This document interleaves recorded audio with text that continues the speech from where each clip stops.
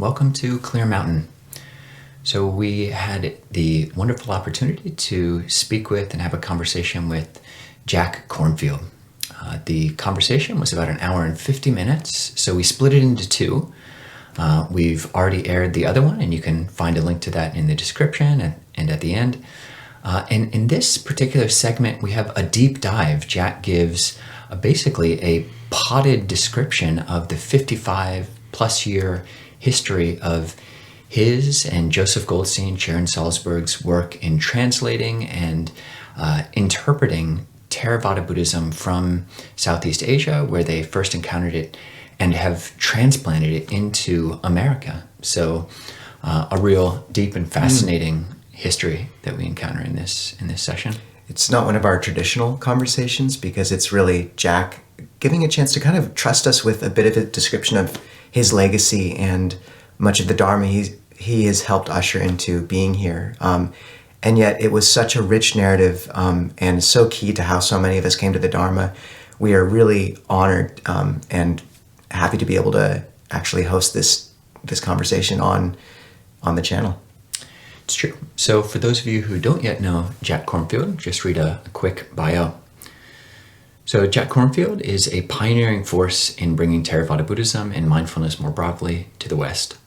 After serving in the Peace Corps in the late 1960s, Jack trained as a monk under our teacher's teacher Ajahns, and for varying lengths of time also met and trained with such other monastic luminaries as Mahasi Sayadaw, Ajahn Jamnian, Tongpulu Sayadaw, Ajahn Buddhadasa, and Ajahn Mahabua. As a co-founder of the Insight Meditation Society in 1975 and Spirit Rock Meditation Center in 1987, Jack has spent decades bridging Eastern tradition with his background in clinical psychology. He's the author of several modern spiritual classics, including Living Dharma, formerly Living Buddhist Masters, A Path with Heart, After the Ecstasy, The Laundry, and The Wise Heart. His most recent book is a collection of stories, all in this together.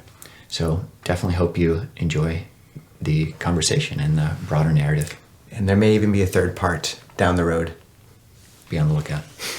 If you could actually go back to how you met Lumpur Sumedho and how he introduced you to Lumpur Cha, that would be great. Sure. Okay.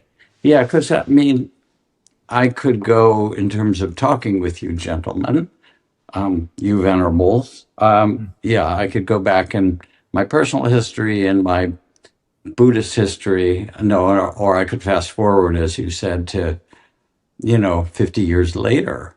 So what happened for me, I had a weird but I'm sure karmic interest in Buddhism after reading T. Lobsang Rampa's The Third Eye about Tibet when I was a teenager.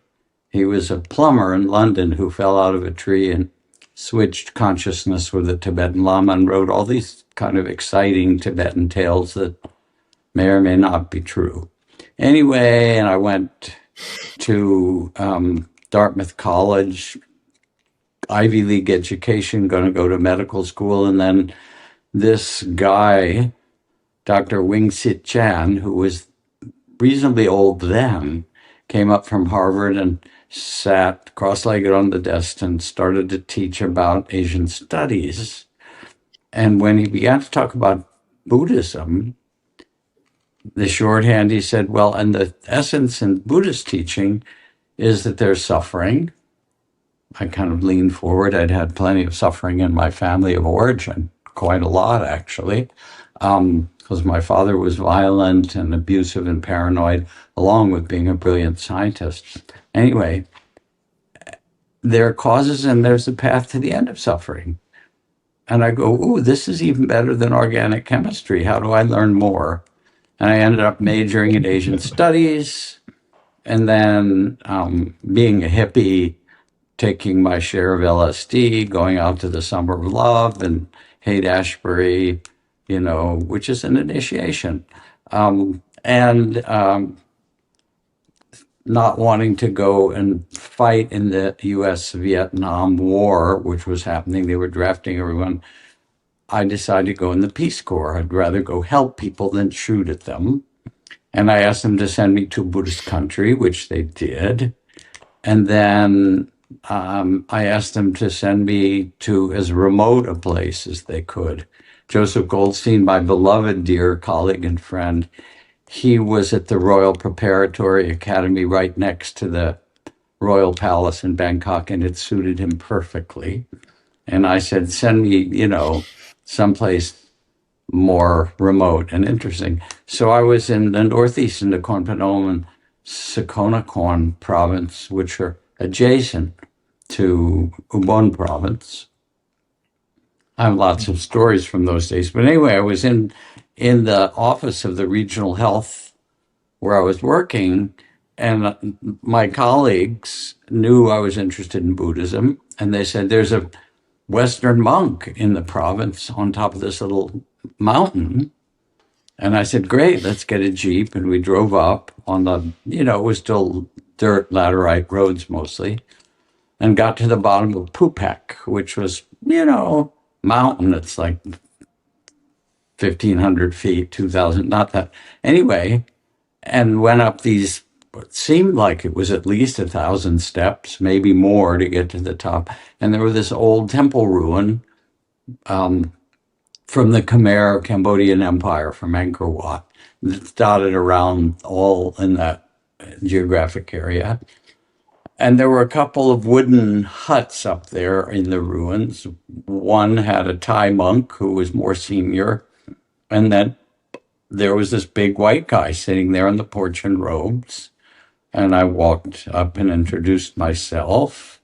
He said his name was Sumedho. He had bees kind of all over his robes. I said, what's with the bees? He said, oh, I came here. There was a beehive in the hut.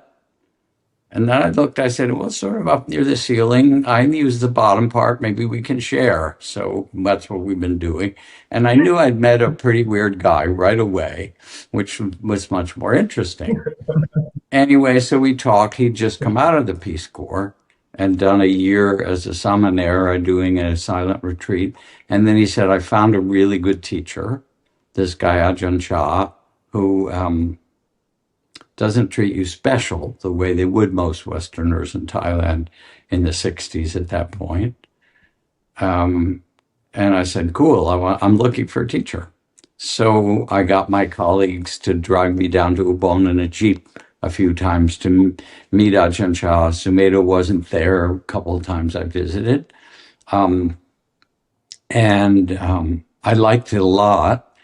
When I first went, Ajahn Chah was not well known at all and was a bit in conflict with the local Buddhist hierarchy because he was being a very strict follower of the monks' rules in Vinaya and a very traditional forest monastery, closer to the tradition of the Dhammayutta Nikai, which is only 10% of Thai monks, but stricter generally. And the monk hierarchy around said, what are you doing? We're Mahanikai, we're more relaxed, whatever. Anyway, so there were probably 40 or 45 monastics when I went there, and maybe 15 nuns on the other side of the nuns' wall. And of course, as you know, when Ajahn Chah died, 1 million people came to his funeral along with the king and queen. So things changed over those years. And a lot of the reason that they changed was because of cassette tapes. I don't know if you're old enough to remember these little cassettes. It was before CDs. But Ajahn Chah's plain spoken wisdom and humor started to get sent all around Thailand. And people go, oh, you should listen to this guy. There are so many teachers in Thailand. But the words and the vision of Ajahn Chah were so relatable and also at times very funny and at times incredibly kind of pointed to the heart that they spread widely. And more people began to come. I was the second Western monk there. Then part of a year later, Doug Burns, who has since died, who is an embassy doctor, came and joined Sumedho and me. Sumedho wasn't there when I came, which was very disappointed, but someone had given Luang Por, there were two sakas, two branches at that point, maybe three, Ajahn Aman or something. Anyway,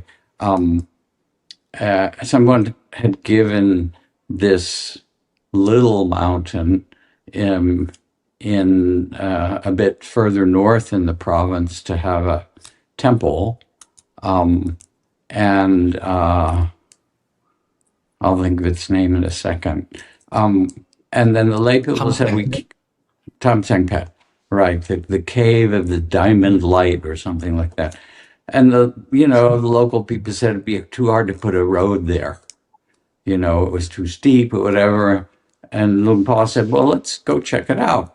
And brought us, the whole company. It's sort of like going on a, military expedition, grab your groats and your sitting things and the lay people and the trucks. And so we went and camped out in the forest. I found a little cave, which I thought was very cool. Remember, I'm a young guy and I ordained mostly to get enlightened, but I also wanted some good stories and hoped that I could get girls later. So anyway, I stayed in a cave, and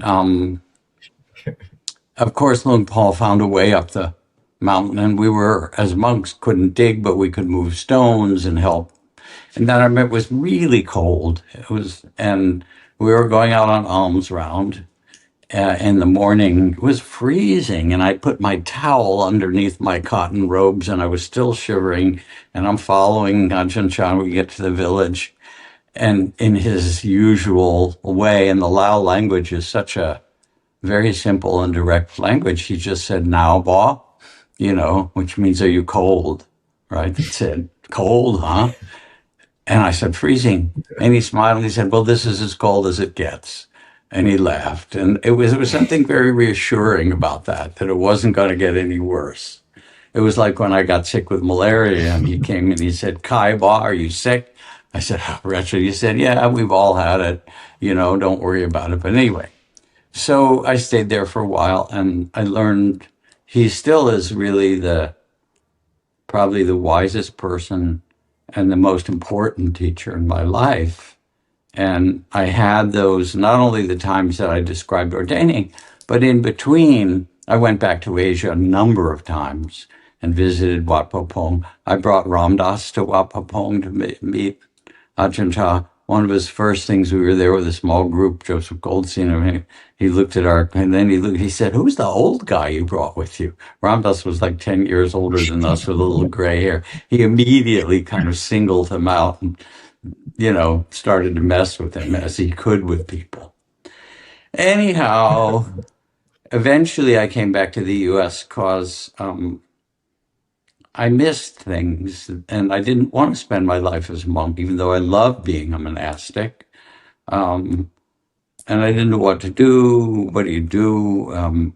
I came back in robes. I wanted my mother to see what I'd been doing, and she drove me down to the Thai embassy in Washington, near where she lived, with my alms bowl. They gave me some food, but there weren't really monasteries.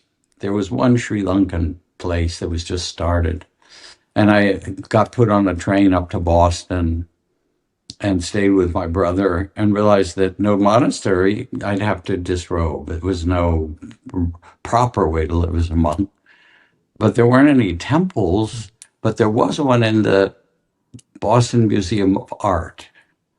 And so I went in, which is this great, fantastic traditional museum, and found the curator of the Asian section, Mr. Horioka-san. And I said, "Can I use the temple, the little Japanese Buddhist temple in there?"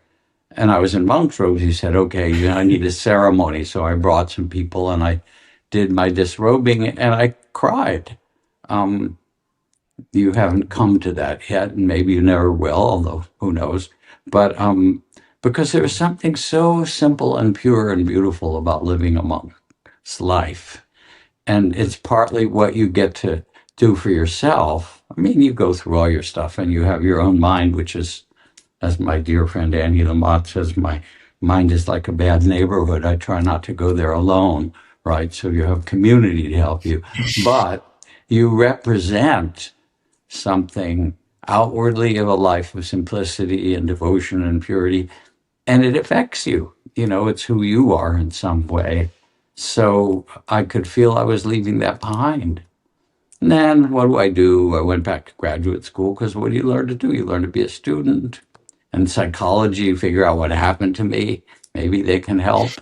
Um, and then I met Ram Dass and Joseph Goldstein, and then Chogyam Trungpa, and these people around Harvard, near where I was living. And Trungpa said they were starting a Buddhist university, the first in the U.S. And I showed him I had a manuscript because I'd collect teachings collected not only from Ajahn Chah, but from Buddhadasa and from Mahasi Sayadaw and Sunlan Sayadaw and these various teachers. And at that time, there was not a single book published in the West of the living meditative contemplative tradition of Theravada. It was all the old, you know, British translations of Pali and a few, anthropological descriptions. Nobody even wrote about it. Everybody's reading what they could read, the handful of books of the Tibetan Book of the Dead or early Zen books of D.T. Suzuki. So I think it was the first book that really laid out some of the actual practice lineages and traditions in Burma and Thailand. And I started teaching Naropa with Sharon Salzberg and Joseph Goldstein. And then people said we need a place for people to go. We were renting places. We did our first 3-month course in Maine in a old Catholic monastery. And there's lots of stories about how this happened. Usually, as you would know, for IMS and Barry, Insight Meditation Society of Spirit Rock, a lot of it comes from some kind of unlikely karma. The nun who did that retreat and said, you have to talk to the church because they can't afford to keep these big old monasteries. And then we got a little money, some dear friends who'd been in India, but we needed another $100,000 and went to the bank. And they said, sure, how much do you need? Because our initials, IMS, Insight Meditation Society, were the same as Maharishi Mahesh Yogi's International Meditation Society, the Beatles, which is all that anybody had ever heard about. And they thought we were them, sure. Beatles, what do you need? The same for Spirit Rock. I mean, we looked all over and tried. This was too small. That was too far. That was too expensive. We gave up. And then, a few weeks later, this Zen student, also realtor from Zen Center, said, well, there's a piece of land. I don't want to build a center. It's too much work. Well, it's in this little village. It's very small, like maybe 1,500 people out toward Point Reyes in the country, but it was Native American sacred land. It's this beautiful valley, and it's owned by Nature Conservancy. And if you were to buy it, all the money for the land would go to save rainforest in 50,000 acres in Latin America. And they want $900,000 for 420 acres if they can find a buyer who will preserve most of the land. The weird thing is that I was living about 3 miles from there and had decided, my wife and I, to live in Woodacre. We got a realtor. We were looking for homes there. And then they said, there's this little place called Woodacre. I said, yeah, that's where we're about to buy a home. And then, the Anathapindika of our scene, who was a very, very wonderful woman who ended up becoming a very fine Dharma teacher. But her family was involved. Her father was on the board of Harvard, and her family actually owned the Des Moines Register and a bunch of television stations. And when it was sold, and she had her $100 or $200 million, she founded the Larry Rosenberg's Cambridge Insight Meditation Center and funded it. She funded the Forest Refuge and the Barry Center for Buddhist Studies and money for IMS for the long term. And she said, yeah, here's $1 million. You buy that land, And for her, that was like supporting Dharma teachers. She did, and her son actually was the one who bought the land for the Metta Forest Monastery in Southern California. So, I mean, she was a really beautiful and remarkable person. and we all loved her. So there are all these things that you could say is serendipity, karma. There's no way that would have happened except that whoever in central casting is sort of making the plot and putting us in roles, figured out, okay. And, when I've been in Asia, it felt familiar. When I ordained, I mean, it's a weird thing. Here I'm like 21 years old, right? And I'm in some temple in northeast Thailand putting on these bright orange robes at that time because I hadn't gotten to the forest yet. And it felt familiar. And like, that's weird, but I was quite comfortable with it. Anyhow, so let me look at the time. Yeah. So there's some history, and part of it was that we found kindred spirits, and a lot of what grew over those early years from Naropa and IMS and then renting places in California and elsewhere came through a community of lay people who'd primarily practiced in India with Manindra and Goenka.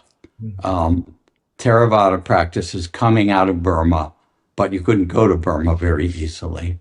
And so there was this big, very strong group of people who started that, many of them at that famous retreat in 1970, Goenka's first retreat for lay people that had Sharon Salzberg and Joseph Goldstein and Ram Dass and Wes Scoop Nisker and a whole bunch of other people on that first retreat that became the crew that in some ways also helped to found modern Western interest in Theravada Buddhist practice for lay people, especially because Goenka was a lay person. So that whole crew, we all became very close in different ways, and it gradually spread. And all right, so now I will tell you something about the modernizing of this, which I have to say, what's the right phrase? Not immodest about. But what the hell? At age 80, you can boast, and it's just, it's all going to dissolve anyway. So whatever. But here's what happened. We started leading retreats for lay people here because they wanted to know, what did you learn in Thailand and Burma? And it turned out what I'd learned in Thailand with Ajahn Chah and with Asapa and the Burmese monasteries that was in Thailand was pretty much identical to what Sharon and Joseph and others had learned in India. So the things that started to be different as we started to teach and were interesting and really made a difference, first of all, is we were lay teachers. And there are very few lay teachers in Thailand. There are some, and they're celebrated, but there aren't really that many. If you get teachings, it's from the monastics, and if you want to go sort of down to the base and low class, you get teachings from the nuns who aren't so respected, the poor girls. They're, in many cases, as we know, it's just so patriarchal. But so the first big change is that there were lay teachers who you could relate to as. The second big change is team teaching. Because one of the things that's characteristic in the Tibetan and the Zen master and the Lama Rinpoche and the Ajahn or the Sayadaws, it's like a big hierarchy, and they're at the top. And it's, in that sense, it's very patriarchal, which I'll get to. But we were in our 20s. Sharon was 21 years old when she started to teach, and she was a very deep lady, but she was still very young. Anyway, we needed each other. And I think if we didn't have each other, I know I would have gotten in more trouble as a young man, for sure. But we actually helped each other a lot. And then there was something else that we discovered that was terribly important. And that is that it was really valuable for people to hear different Dharma voices. When I was at Naropa and all the people were the hoo-ha around Chogyam Trungpa Rinpoche, great Lama. And he was like many teachers we've discovered, a whole group, was mixed, if you will. He was brilliant, and he also messed up in various ways. But anyway, the thing is that the people there, they got their Dharma straight from Chogyam Trungpa, and it seemed to them that that was what the Dharma was. And at the extreme, there were students who started to speak with a little bit of a Tibetan accent and, act like him and stuff, because he was their model. And what was really great in team teaching is that people could see three or four different weird variations of humanity, all speaking Dharma in slightly different ways. So, lay teachers, then team teaching, which was good for us, but it turned out to be really good for students as well. Then, first 3-month course, we taught some shorter courses. And we're reading from the suttas and occasional poems or, bringing in, and I learned this from Ramdas and Joseph about peppering the talks. Joseph, who studied philosophy at Columbia, was bringing in quotes from Plato or Aristotle that mirrored the Dharma, and it made it richer and more interesting. And then we got some serious complaints because they were almost all male voices. Remember, this is the 70s. Now we're in the mid 70s, and feminism in the US was thankfully actually really spreading in a way. And so one of the next changes was to really be conscious about the patriarchy we'd inherited, which was bad in all kinds of ways. It was bad because of how women were treated. And what we did is we trained other women teachers, so they were there sitting equal to us.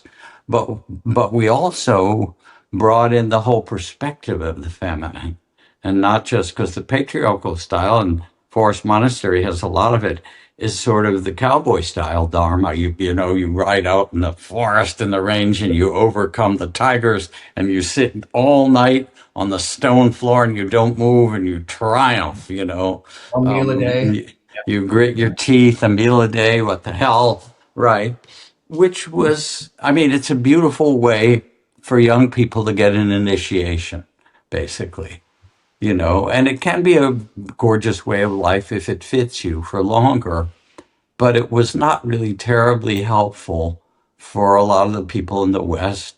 And what we learned also is that the kind of effort, because Thailand is a very relaxed culture, sabai sabai, it just is a culture in which there's a graciousness and ease. It's a very lovely culture.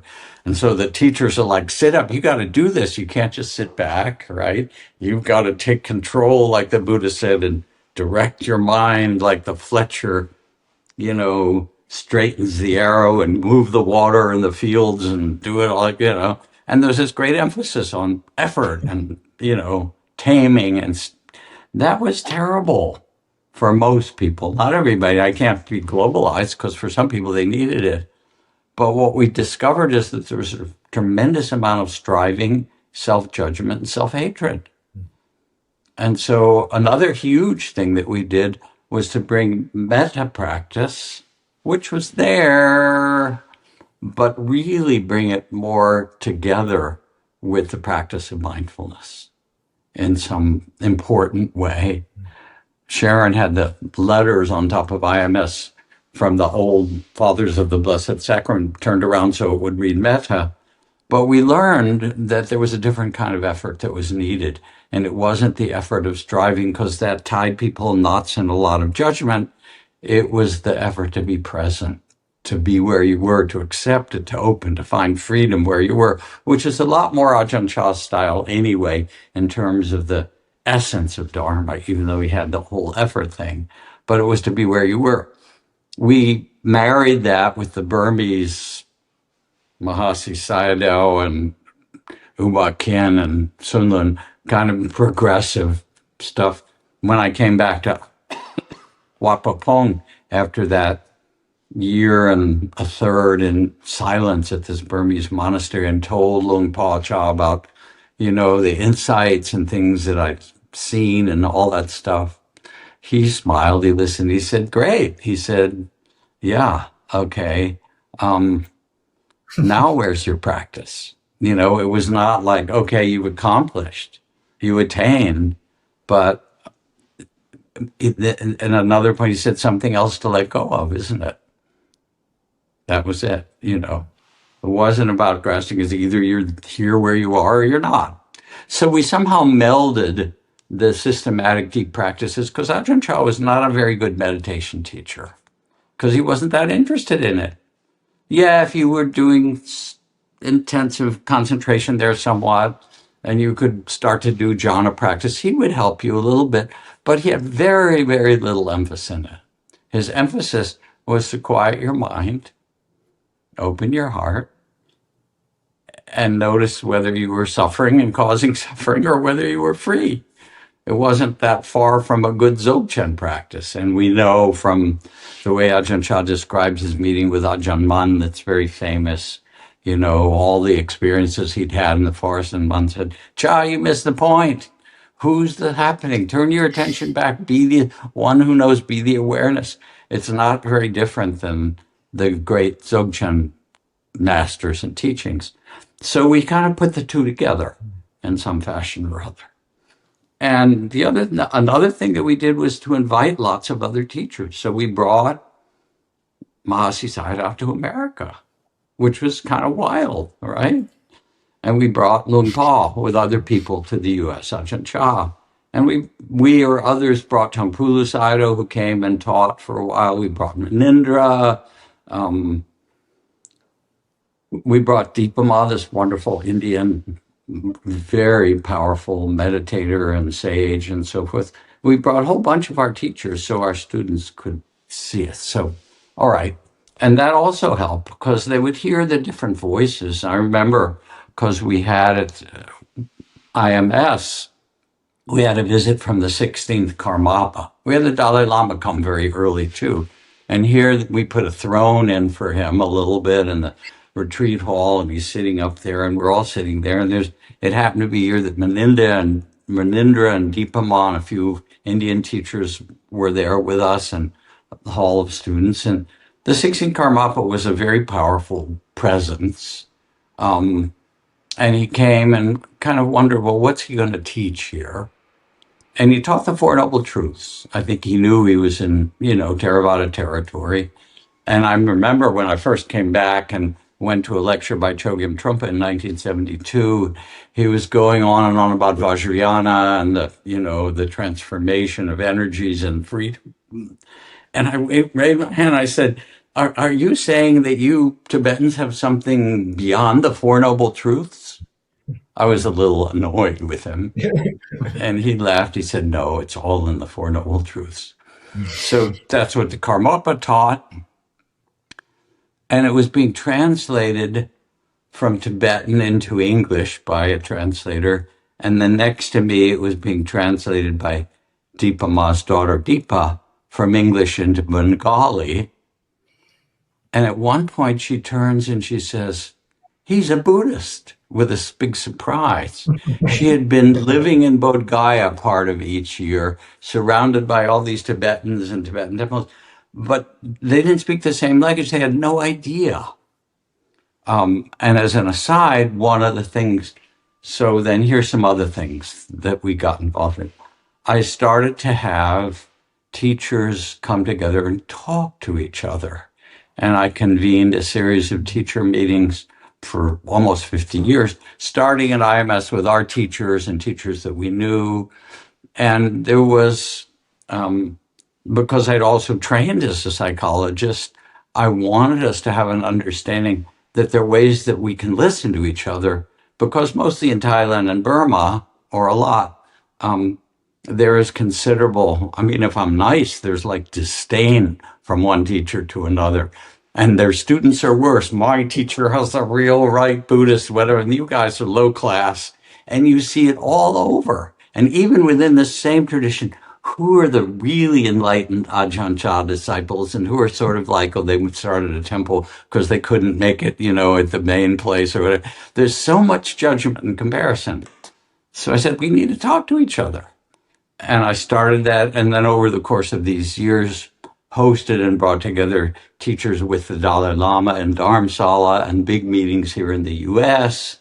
Some of it was for us to learn from each other and collaborate, because when you know people, you're not as likely to set that field of everybody kind of dissing each other behind their back, which unfortunately is a very, anthropologically speaking, religious bad habit. And you find it in the Catholic, whatever tradition. But anyway, to learn from each other and support each other. And, well, I'll give it an example of two early ones, because this was part of getting teachers to learn to talk to each other and respect each other, which again was a very different thing than Asia. So we had a meeting at IMS in a somewhat earlier years, and there was conflict there between the teachers, and the polarity of the conflict. Joseph Goldstein, who kind of goes in between being very traditional and then getting swayed by some amazing Tibetan teacher or some non-dual teacher, and so he's sort of, and this is the latest, no, whatever. Although he's fundamentally, well, he's sort of a Taoist Theravadan, somewhere like that. But anyway, and he started as a Taoist. So he was in the conservative, U Pandit had come, we've got to keep everything, keep to the tradition. And then Christopher Titmuss, an American teacher who was passionate, more like Krishnamurti. Why would you have the religion? You must just be free, right where you are. Krishnamurti was the scold, but he had something good to say of non-dual teaching, whatever. He was like, they're all mixed bags. Anyway, so they were fighting because Christopher said, throw out a lot of these books, you're trying to, that's old stuff. People need to be free. And Joseph said, no, we need the systematic teachings of the Dharma and this and that.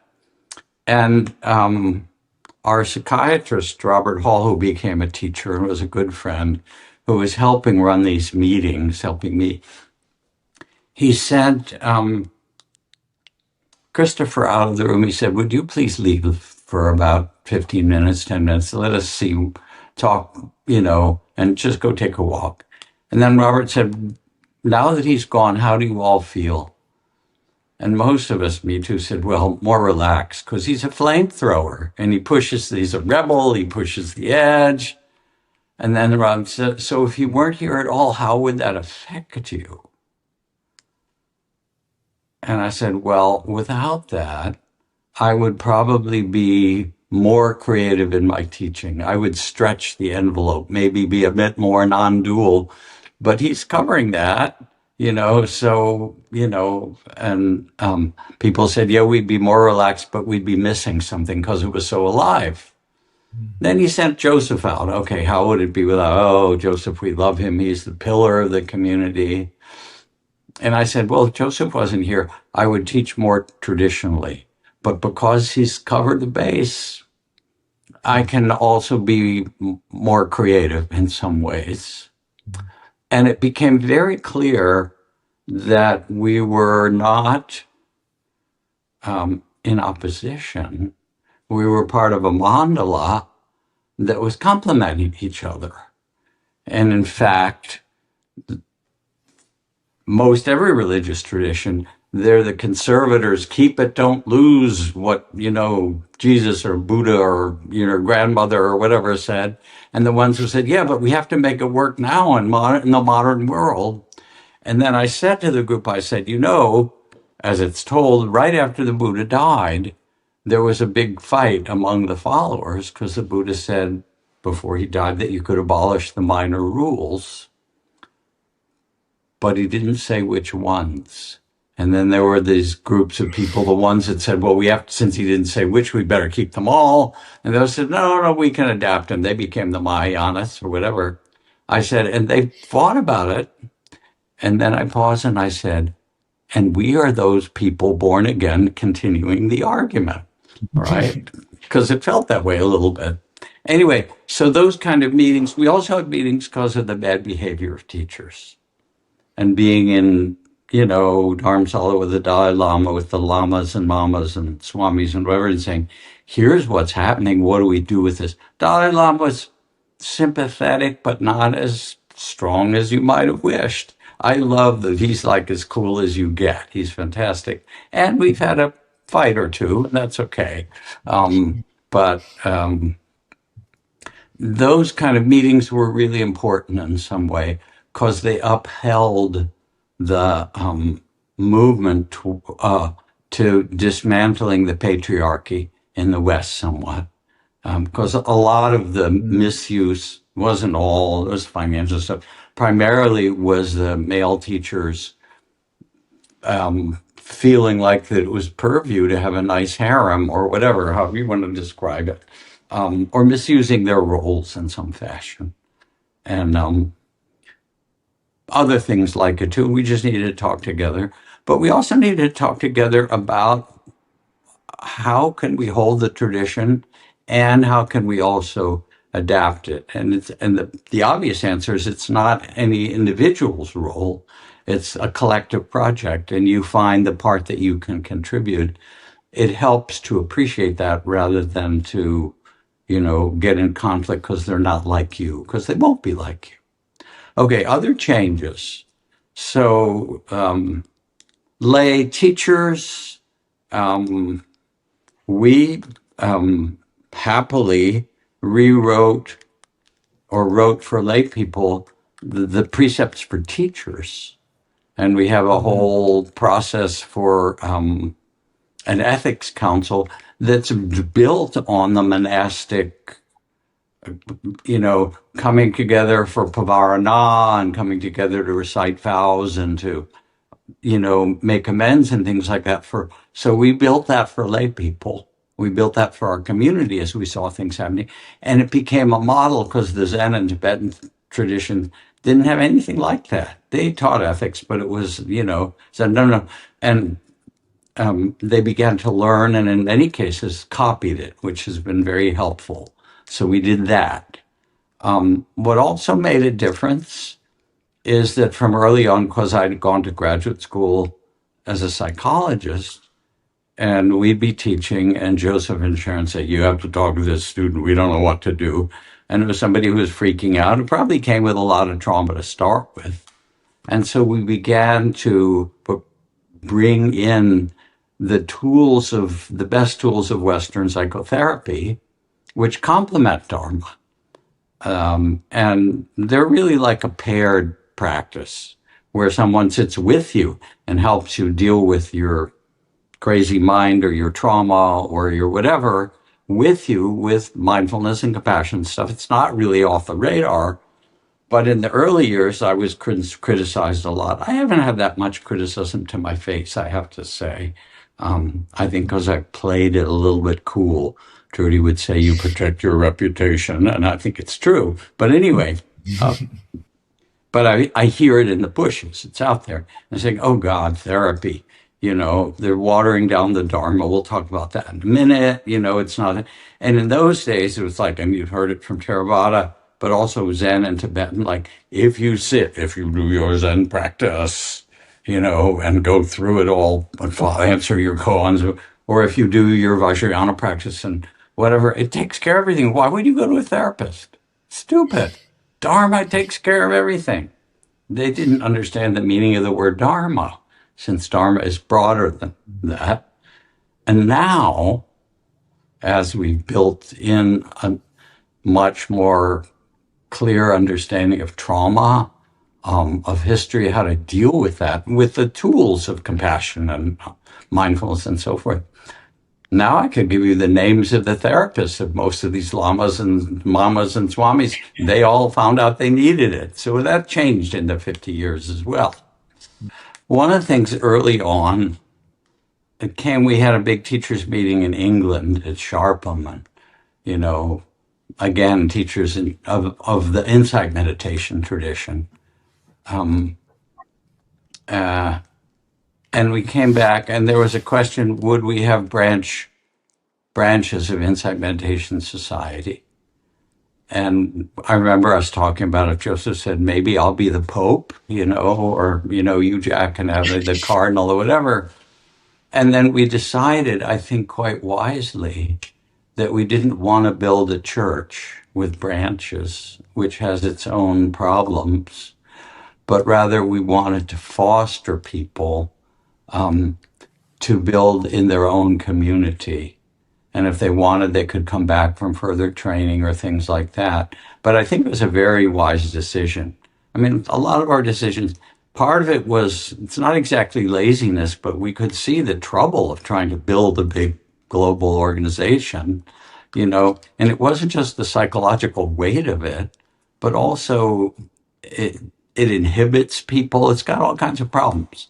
So we decided not to do that. But we did decide to do something else that was very significant, and that again was something that was really personally quite central to us, and that I was the first person within the Insight community to systematically train teachers. And that started, again, 40 years ago, easy 45 years ago. And what happened again, because I had training in psychology and in group therapy and in education, all things one gets as a PhD, mostly the training was apprenticeship. Joseph had picked a few people who he knew from India were really good yogis and meditators. They can help us, Jacqueline Schwartz and Maria Monroe and a few others, Richard Barsky. But we began to need more teachers because there were people wanting courses and wanting trainings and so forth. And so, and we'd been teaching all over the country. So this was around the beginning of the 80s, after 10 years at IMS from 75 to 85. Somehow, beginning middle of 80s, where we were teaching retreats in Yucca Valley that we did for 38 years in the desert. As we also developed Spirit Rock, we needed teachers because we were having big retreats, 160 people, and other people wanted things. And I said, let's start a teacher training. And I picked to start with the 6 people that I knew that seemed to me to have a very deep meditation practice, basically good morals and virtues. So they were kind. I'd like, 4 or 5 basic, it's not like rocket science. And we spent 4 years together, meeting regularly, going through a curriculum that included the suttas and the texts and the traditions and how they were different from, Sunlun Sayadaw to Ajahn Neb in Thailand or Ajahn Dhammadharo and Buddhisthasa and how so forth. And then how we were teaching. And I developed a whole curriculum that was classical Dharma studies. And another part was how do we work with people in individual ways and in group ways, and how do you steward a community and all that kind of stuff. And now that has grown. So both IMS and Spirit Rock have had these 4-year teacher trainings for about 38, 40 years or something that we've run, and we have 100 or 140 teachers who've been through those 4-year things. But then we started community Dharma leaders, and that was James Barras who helped to do that, where you do a 2-year training to run groups and do a little teaching in your community. Hallelujah. And then about less than a decade ago, I started also with Tara Brock, my dear friend and teaching partner who'd gone through one of these earlier teacher trainings that we had. This online teacher training through Sounds True called Mindfulness Meditation Teacher Certificate or something. And in these last 8 or 9 years, we've trained 8,000 people in 70 countries. And they do a class and work in hospitals, or in their schools, and they teach mindfulness and metta and loving kindness practice, or they teach, in their business in some way. And some of them don't teach very much, and some of them become fantastic teachers. And a woman in Lahore, Pakistan, who runs a whole women's health center, and at the center of it is mindfulness, compassion. And, another person in Nairobi running a school for kids, and teaching what we now know, social and emotional learning and all that stuff. And of course, we were together in this spread not only training teachers would seem terribly important, and giving them psychological skills, because a lot of the Stone Age trainings, you read the text and then you'd be set out there in the mountains on your own. And what do you do when somebody said, I was abused as a child? Whether it's true or not, we don't even need to go. Or I'm fighting with my family members or at business. Or, no, there are some hints in the suttas, but how do you actually do that? And so there was a lot in the training of how to work with people and how to work with suffering. And part of that's true because now I'm about to go teach at a big trauma conference at Oxford. And when I first started as a psychologist, no one mentioned trauma 50 years ago. It wasn't part of the territory. And then thanks to people like Bessel van der Kolk and Peter Levine and various others and trainings, that I've had and taken and so forth, now it's honored. And if you have a lot of trauma, there are some very skillful ways to do with it. But the pendulum swung too far the other way. Now everything's trauma. We need a trigger warning before we talk about what happened in your, and come on already. There's some middle path. Serious trauma, you need attention. But what I want to say at Oxford, beside the pendulum swung too far, is that if you were to go to Wapapong, they wouldn't talk about trauma, they would talk about suffering. And that's a much more useful word in general. I mean, when I went in the gates the first time in robes, Luang Por looked at me and said, welcome, I hope you're not afraid to suffer. That was his opening welcome. And I was lucky because I learned to speak Lao and Thai through the Peace Corps where I was living. And then he went on, he said, there's two kinds of suffering. The suffering you run away from, it follows you everywhere. Or the suffering you turn around and face, and that becomes a gateway to Jitwang, to a free heart, or something like that. Anyway, so I want to mansplain to them all that if you go to a monastery like with someone wise like Luang Por Chah, everybody brings their suffering. There's the farmer whose barn burned down with all his crops in it. And there's another person whose son is in the military and got sent to the latest fights and wherever it was, Cambodia, and got hurt. And there's the woman whose child died. And then there's a person who's been trying to meditate but gotten too whizzed up and doesn't know what to do with all that Kundalini kind of energy. And then there are the people that read the text and want to get enlightened and, and then the ones that fell in love where it worked and the ones that fell in love where it didn't work. What do we do? And what Ajahn Chah had was the medicine of the Dharma. And for some, he would say the best thing you could do is walking meditation. You can't even sit. They were so activated. I just want you to do a few weeks where you walk back and forth. Or maybe you do metta when you dog walk or feel your feet on the ground. Or for some people who are really dysregulated, would you come and work in the kitchen for a couple of weeks and just ground you? For somebody else, he might say, why don't you go sit in the charnel grounds? That'll clarify things for you a little. But he had, or here's a mindfulness practice for you. He had all the kind of medicines of the Dharma that were simply medicines for human suffering. Well, I'm loving this and really indebted to all you've done and all of what your cohorts and friends have brought to America. You were a monk, 10 years before I was even born, and the institutions that you were starting. A monk past life. That was. Yeah, I feel it. And a lot of what you're talking about, like having the shared leadership, and being able to come to America and have this support, being able to ordain at an American monastery, a Bayagiri, that was, those existed for us, which they didn't for you. So that is the end of our second part of our 2-part interview with Jack Kornfield. Hope you all enjoyed it.